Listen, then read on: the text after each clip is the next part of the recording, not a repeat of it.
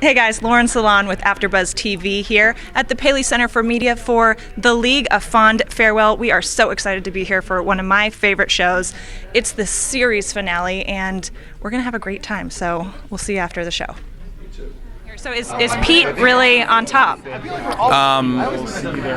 my heart, Pete's. Pete's. I think in the fans' heart, Pete's on top, and I'm on the bottom. But yeah, the Kevin-Pete relationship. We're best friends forever, and no one will ever break us apart. That's beautiful. Yeah. It's beautiful. So I know that for the cast, you are one of the guys who's actually been a fantasy football player for quite some time, before the show, right? Yeah, I played in the league with my high school buddies before we started shooting the show, but that does not, under any circumstance, make me, an expert. Amateur, right? Below.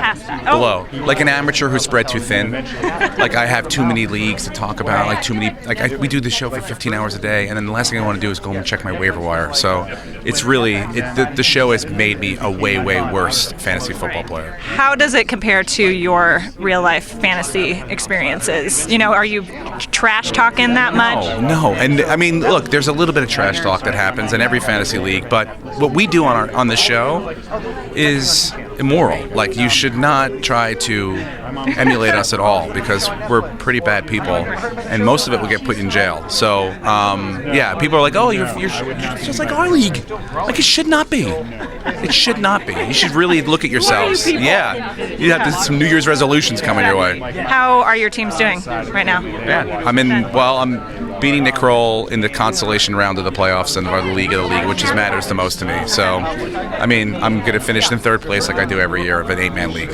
How good is that? That's okay. I mean, it's better than a D, right? Yeah, there we go. Yeah, I'm a C+ fantasy football player. That is fine. Passing, better than average. So, it looks like you guys have so much fun on the show. I can only imagine. Are there any, jokesters, or has anyone really pulled any good pranks? Ooh, pranks? No.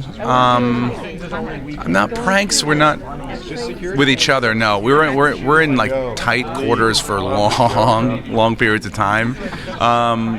Sometimes it feels like we're being pranked, where we're just in these hot locations pretending that they're Chicago in November, and we're all sweating to death.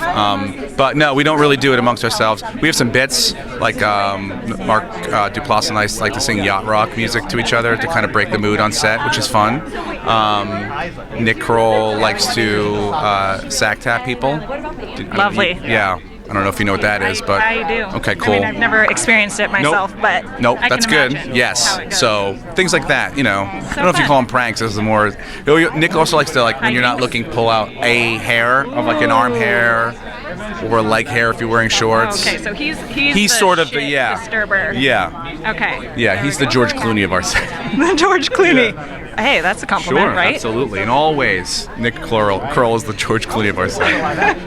Soundbite. So, in past interviews, I've heard you say that Kevin is most like you in terms of comparing cast members to their actual characters. Is there anyone else who you see a lot of that person coming through their character? No, thank goodness. No, thank God. No, I mean, Ruxin is very smart and very fast, and as is Nick, which, there's a similarity there. He's not nearly as cruel in real life, but he could be if he wanted to. And, I mean, look, Katie's married in real life and has kids in real life, so, I guess that's how the similarities are. And I am sort of, same thing, married and have kids, but,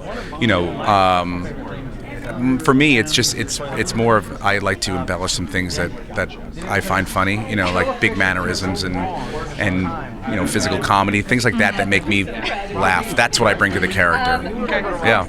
Awesome. So you guys got to work with a lot of awesome NFL players, which I think was such a cool part about being on the show. You actually get these guys on there with you. Are there any maybe who was one of your favorites to work with? Well, we've had a couple. Cutler's great, and he reluctantly came on the show. He's not an actor, doesn't want to do that. But Cutler's great. Who do we have? J.J. Watt was awesome. He's been on a couple times, and every time just get better and better. Terrell Suggs as well. Mm-hmm. So but yeah, I think J.J. Watt has a real he could take over for Peyton Manning as sort of being that NFL spokesperson, like host SNL, or he doesn't take himself too seriously. He's a funny dude. He's and he's like he's not. He's a goofy kid. Like, he's a big, talented human being. He would be talented at everything he did, but it just happens to be bigger than everybody else in the world. So. Exactly.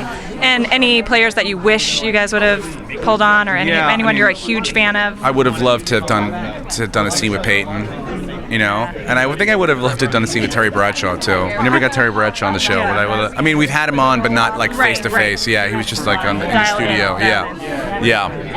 I'd like to do a little interacting with Terry Bradshaw. Yeah, that would be super fun. Well, awesome. Thanks for your time, and good to meet you. Thank you. Thanks. Nice to meet you too.